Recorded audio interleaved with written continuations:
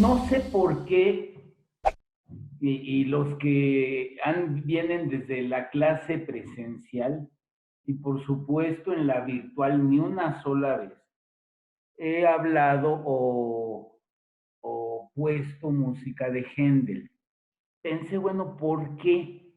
Es verdad que sus óperas son muy largas, es verdad que a lo mejor eh, pueden llegar a cansar un poco, más que en mi casa mi señora las pone muchísimo y repite, cuando un área le gusta la repite 100 veces. Pero yo más bien pienso que consciente o inconscientemente, y seguramente tiene que ver que nacen en el mismo año y no solamente nace Händel justamente en el año de 1685, igual que Juan Sebastián Bach e igual que Domenico Scarlatti, el hijo de Alessandro Scarlatti, que tiene unas sonatas para piano maravillosas. Domenico Scarlatti, él ya nace en Nápoles porque Alessandro era de Sicilia. Resulta que Händel, y por eso escogí puros intérpretes ingleses e interpretaciones inglesas, porque realmente se viene desarrollando en Inglaterra mucho más que en Alemania. Él nace en lo que sería el verdadero corazón de Alemania. Hoy, por quién sabe qué razón que desconozco, lo que es Sajonia se divide en tres Sajonias, que es Baja Sajonia, Sajonia-Anhalt, que es la de en medio, porque va de frontera del occidente hacia el oriente. Y la otra es Sajonia-Sajonia.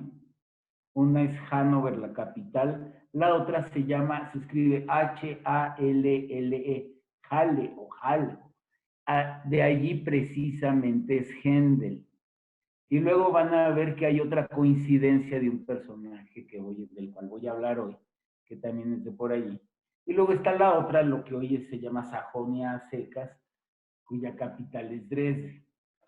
Lo que Bach tenía de provinciano, Händel lo tenía de cosmopolita, era todo un hombre de mundo, una figura independiente, como que Bach, inclusive yo creo que eso le pasó también por la educación. Les he platicado varias veces que leí un libro sobre la educación que tuvo Bach. Qué horror de educación, digo, tan disciplinada para un niño, para un joven, que es verdaderamente castrante. Yo creo que sí les hacen tara psicológica. Händel es muy seguro, se sabe que brilla, o sea, era brillante, tenía muchísima personalidad. Y es de los primeros empresarios de la música, pero además un empresario muy buen olfato como empresario, muy exitoso económicamente, muy respetado, yo diría más que respetado, casi venerado en su tiempo en un país ajeno. Eh, Casualmente el país donde está el dinero, en Inglaterra. Ciudadano británico, era un hombre alto y gordo, eh, tenía el acento, hablaba el inglés con un acento alemán muy marcado, muy rudo, tenía un temperamento muy explosivo, pero en el fondo era muy bondadoso y era un gran filántropo además, para muchas causas. Ah, y como empresario, y sobre todo empresario de ópera, lo que ganaba y lo que perdía eran cantidades importantes, ¿eh? Pero normalmente que yo sepa, nunca le faltó y vivió a cuerpo de rey. Además, era de los mejores organistas de su época, pero del mundo, y también era clavicordista. Era religioso, pero de una fe bastante sencilla. Llega a, llega a Londres en 1710, quiere decir que tiene 25 años. Y luego, ¿cómo era Londres? Había muchos intelectuales o intelectualoides o pseudointelectuales. Era una sociedad cerrada y sumamente chismosa. A él le apodaban el sajón. Es más, tuvo un enemigo que era un crítico de música que además era compositor y pues que Händel lo hacía pedazos, entonces le tiraba bien y bonito. No tenía tacto, era muy dominante. ¿Qué es lo primero que hace Händel en Inglaterra? El furor comercial de esa época, cuando llega Händel en 1710 y un poco adelante, son las óperas italianas. Entonces, hoy vamos a ver una de esas óperas, pero para seguirles platicando de la biografía de Händel, quiero alternar con diferentes obras. ¿Qué escogí? Dos obras que le compone directamente a la nobleza inglesa, que son maravillosas, que son la música acuática y la música de los fuegos de artificio. Después, sí vamos a oír arias de una ópera. Es Julio César, o su verdadero nombre es Julio César en Egipto. Es la etapa de Julio César cuando está con Cleopatra. Es Rex Harrison en la película. Y luego, pues la obra infaltable, quizá el coro más famoso de la historia de la música, que es ni más ni menos que el Mesías de Händel, y eso lo vamos a oír en una gran versión de Sir Colin Davis. Vamos a ir a algunas áreas, obviamente no nos perderemos el celebérrimo Aleluya. Ok, con los música para los fuegos de artificio, o sea, son los fuegos artificiales, ya ven que la realeza le encantaban, estaban muy ocupadotes, entonces les fascinaban los fuegos artificiales. Ya ven que aquí desgraciadamente a cada rato hay muertos por eso. Adelante.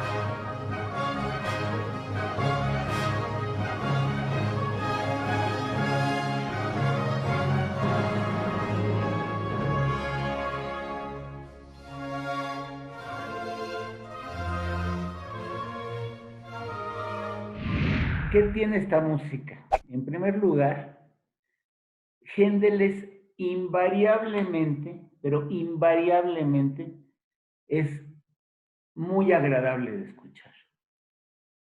¿A qué me refiero con agradable? A ese sonido que a veces casi raya en lo antiguo, eh, es muy aristocrático, muy de realeza, inclusive de la realeza inglesa, se puede uno imaginar el corno de caza de la zorra y todo eso. Y además, como en este caso del prom de Londres, que lo tocan con instrumentos, pues no son precisamente de la época, pero más parecidos. El sonido quizás no tan perfecto con desafinadas o del propio instrumento antiguo o del propio intérprete, no importa, pero tampoco molestaban las desafinadas, al contrario, le daban un color muy, no sé si la palabra es folclórico, pero como que lo bajaba de una nube espiritual y lo hacía más terrenal, digamos. Bueno, les sigo platicando un poco de la vida de Händel. Era tan niño prodigio que a un mecenas allí de su pueblo, de Halle, o ciudad chiquita, le llamó la atención lo buen organista que era a este mecenas y lo manda a estudiar a una escuela de música de allí mismo y llega a ser el organista de la Catedral de Halle. Pero ya desde entonces le llamaba a él mucho la atención el teatro y en 1703, quiere decir que tiene 28 años, casi como aventurero se va a una ciudad alemana muy importante con mucha actividad cultural y entre ellas teatrales, que es Hamburgo. Hasta la fecha, Hamburgo debe de ser yo creo que es muy probablemente la segunda ciudad más poblada de Alemania y un puerto muy importante junto con Rotterdam. Creo que son los dos más importantes de Europa Occidental. Allí en Hamburgo es cuando empieza a componer. Se anda metiendo en muchos pleitos y con un tal John Matheson llega a tener una especie de duelo con espadas y ya hubieran matado a Händel y lo salvó como en cuento, un botón metálico. Luego llegaron a ser muy amigos e inclusive el que era tenor llegó a cantar en estrenos de óperas de Händel. Su primera ópera es Almira, del año 1707, y es justo el año cuando viaja y se queda durante 4 años en Italia. Como se acuerdan quién, Mendelssohn, se acuerdan quién, Berlioz. Y allí conoce muy bien a Domenico Scarlatti. Y en esa época se estilaban mucho los duelos, digamos, de dos grandes, es como si hoy pusiéramos, yo lo único que me acuerdo una vez fue Marco Antonio Muñiz y Olga Guillot, en la misma noche de cabaret. Pero más bien aquí imagínense, era Händel contra Scarlatti, tocando el clavicordio y el órgano, ganó Händel. También lo hacía Mozart con Clementi, ganaba Mozart, obviamente. Beethoven con el abade Jelinek, ganaba Beethoven. Liszt con Thalberg, que a veces ganaba uno, a veces ganaba el otro. Luego, otra anécdota que platican es que en una obra para violín estaba el gran compositor y violinista. A mi papá le gustaban mucho sus conciertos para violín barrocos, Arcangelo Corelli. Y se desesperó Händel y le quitó el violín y él empezó a tocar. Luego, de Italia pasa a Hannover y el mismo año se va a Inglaterra, logra como está en la corte de Hannover, pero le dan el permiso de ir a Inglaterra y ya nada más se queda el resto de su vida. Allí ya empieza a componer como para los ingleses, entre otras, El Pastor Fido, una ópera, el Utrecht Te Deum. ¿Quién sabe por qué Utrecht? Utrecht es hasta donde sea una ciudad de Holanda. Para el cumpleaños de la reina, el rey es Jorge I, que a su vez él era sajón también, él era creo que de Hannover. Y por eso se puede ir a Inglaterra, porque el rey le había asignado una pensión.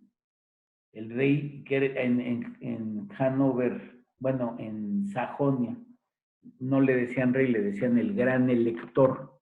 Bueno, el gran elector de Hannover le prestó dinero a Händel, como era una especie de beca, pero tenía que volver de Inglaterra. Pero como resulta que muere la reina de Inglaterra, la reina Ana, y por cuestiones sucesorias, ni más ni menos que el elector de Hannover hereda el trono inglés, pues ya hagan de cuenta que ya es territorio del mismo, entonces ya se puede quedar en Inglaterra. Fue un hecho muy afortunado para gente. Además, para entonces ya empieza a hacer mucho dinero, desde muy joven. Bueno, pero aparte, por haberle compuesto esta música a la reina, no recibe una cantidad de dinero, recibe ya una muy suficiente pensión anual. Hay la anécdota que parece que es falsa, que después del, pues, enojo que tenían Jorge I, desde que era elector de Sajonia, y Händel, que se limaron las asperezas, justo con lo que voy a poner ahorita, que es ni más ni menos que la música acuática, que sí, así como lo otro era para aquellas fiestas nocturnas con fuegos artificiales, este era para los paseos en el Támesis, en esas lanchas, ya ven, no sé si alguno de ustedes habrá visto que es una película de época magnífica, hubo varias, pero en la que se aprecia muy bien es El hombre de dos reinos, o algo así, es la vida de Tomás More, excelente, A Man for All Seasons en inglés. Bueno, entonces vamos a escuchar, y hay unas melodías muy conocidas y reconocidas, pegajosas y bellísimas, de la música acuática de Händel. Adelante.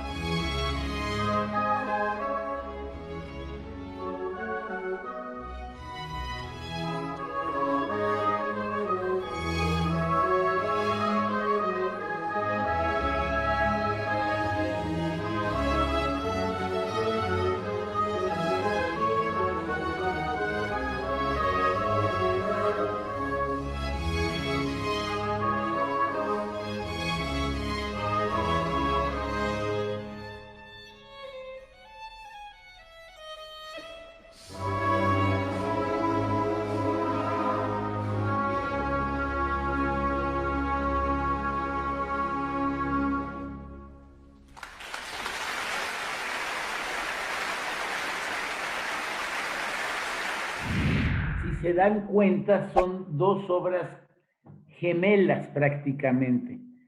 Y son dos obras de una etapa de Händel como para congraciarse con la aristocracia o directamente con la realeza. Ahora vamos a pasar a otra época de Händel, que es ya el de las óperas italianas. Les sigo platicando, miren. Vive en una mansión, una literal mansión en Piccadilly, como que es el corazón de la actividad artística de Londres. Y entre otros títulos hace las siguientes óperas. Teseo, Sila. No, Teseo es una Sila, me imagino que tiene que ver con el Luciano Sila de Mozart. Floridante, Otón, Julio César, que es la que vamos a ver un rato. Tamerlano. Tamerlano es la única que yo he podido escuchar alguna vez en vivo. Me tocó hace muchísimo tiempo en Nueva York y era una versión off-Broadway, en teatros ya fuera de la zona teatral, que son como más experimentales. Y sí era una puesta muy, muy experimental, muy contemporánea. Y lo de siempre de Händel, fue tan agradable la música que yo estaba fascinado por la belleza de la música.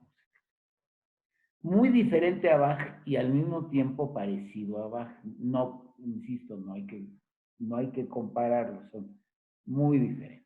Bueno, llega a componer más de 40 óperas barrocas italianas. Tenía fama que componía rapidísimo, y no lo dudo, seguramente, porque además estaba muy ocupado como empresario. Eh, Características de la ópera italiana son libretos o clásicos o mitológicos. Los personajes son artificiales, no es como en el verismo o ya después para nada. Hay poca acción básicamente, son como grandes bloques. Decían que eran como conciertos en traje de ópera, de eso decían de la ópera barroca. Hay mucho de lo que se llama aria de capo, que es como para lucimiento. Se canta todo el material y luego se regresa. Hay pocos coros e interludios musicales.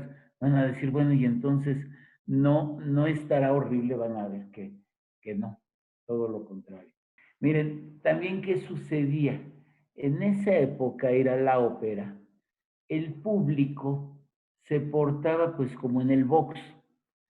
Platicaban, comían, inclusive mientras estaba la representación de la ópera. Por eso en el teatro de Bayreuth, donde Wagner quería que se tocaran las óperas, hizo las sillas especialmente incómodas para que la gente no se quedara dormida y no hay casi espacio por lo mismo. Ahora, ¿qué era en esa época la sensación comercial y musical y artística? Que por cierto, ahorita les voy a dar un muy, muy interesante tip.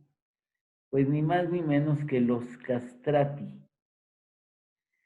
No sé exactamente ni remotamente en qué consistía la operación, pero se supone que los castraban para que no les cambiara la voz.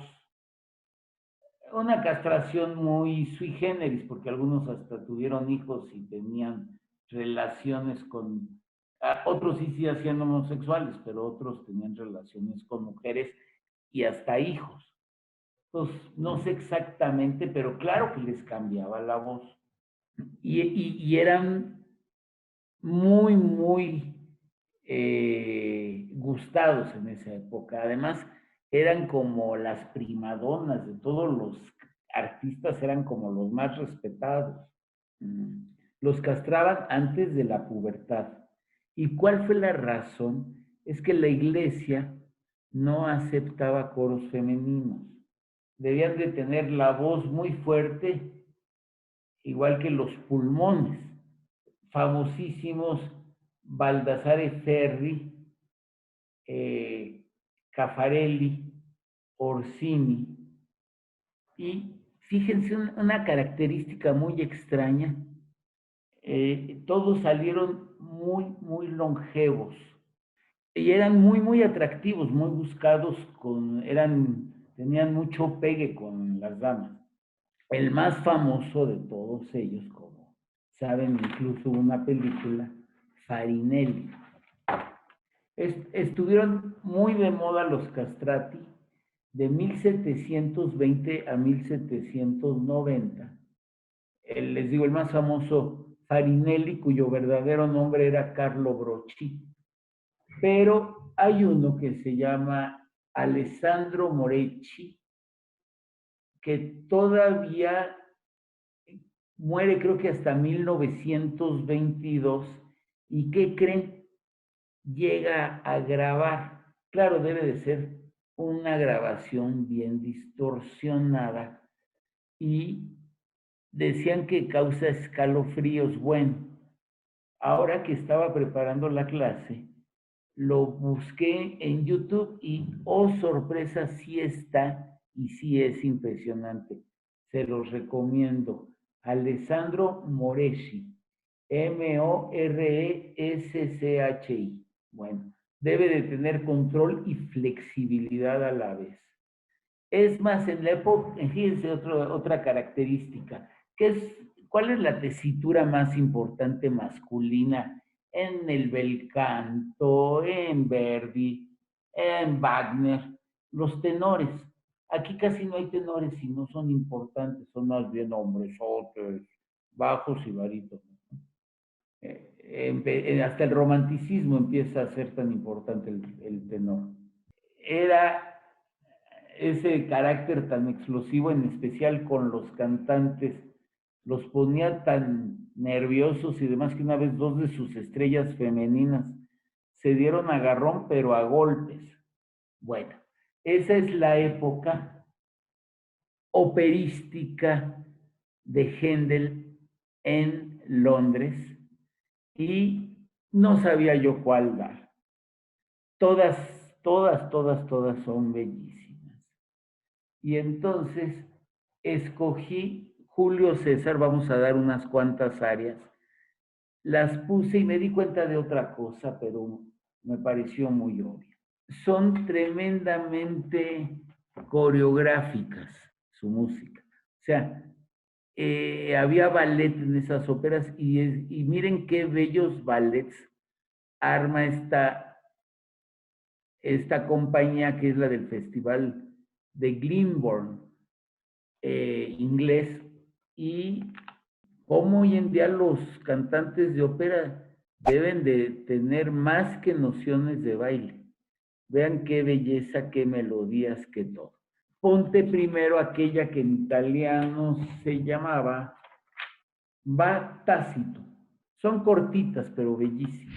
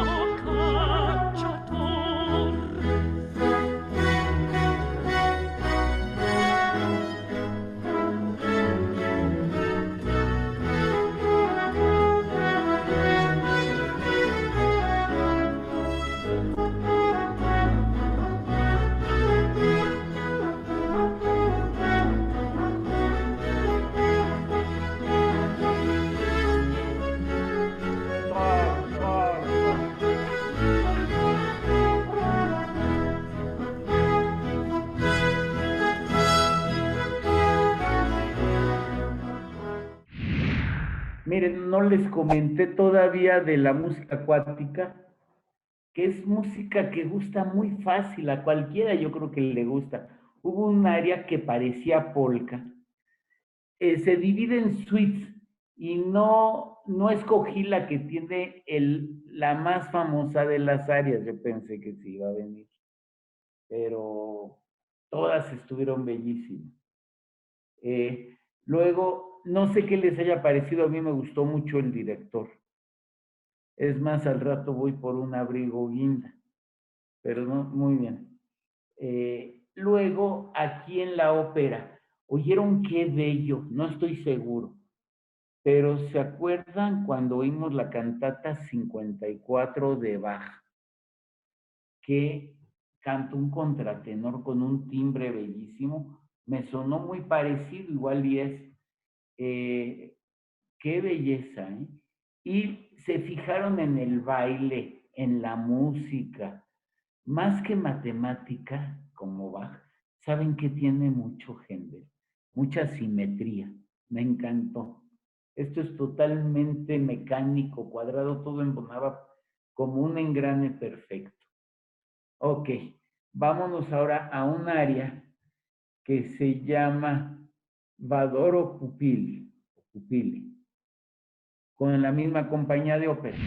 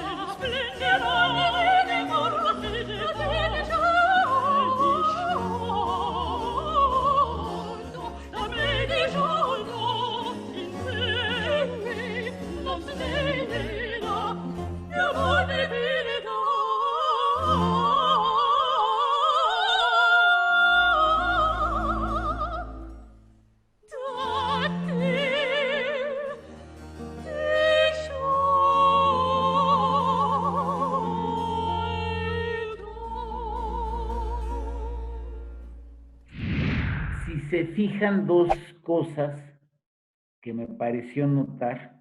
La primera, que aquí ya está el origen del área de la Reina de la Noche de la Flauta Mágica.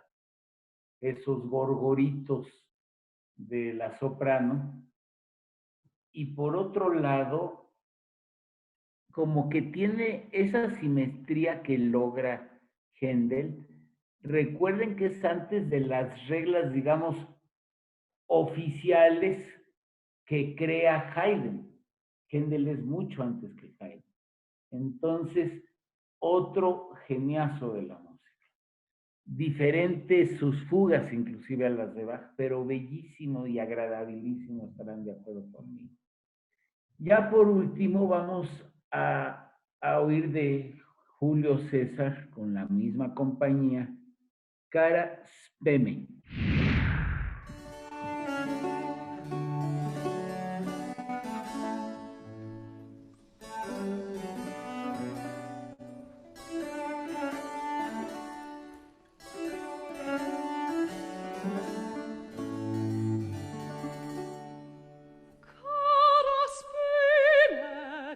Questo